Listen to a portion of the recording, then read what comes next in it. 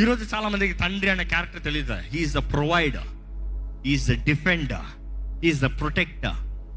దేవుడు అంటాడు, నేను నీకు చూపిస్తాను, నేను నీకు ఇస్తా.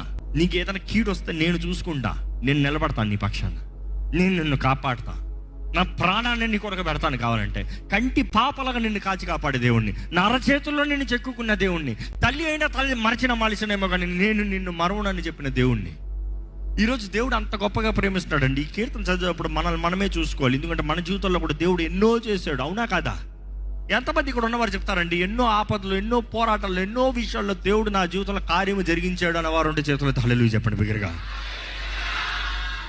మరి ఇప్పుడు ఎందుకు కలవరం? Why are you so worried now? తన సొంత కుమారుని నీ కొరకు సిలువ పైన నగ్నంగా సిలువ వేసిన దేవుడు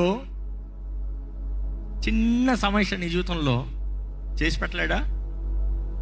నిన్ను ఎంతో ప్రేమించి తన అద్వితీయ కుమారుని ఇచ్చిన దేవుడు నీ జీవితంలో ఉన్న చిన్న పోరాటంలో పరిష్కారాన్ని ఇవ్వలేడా?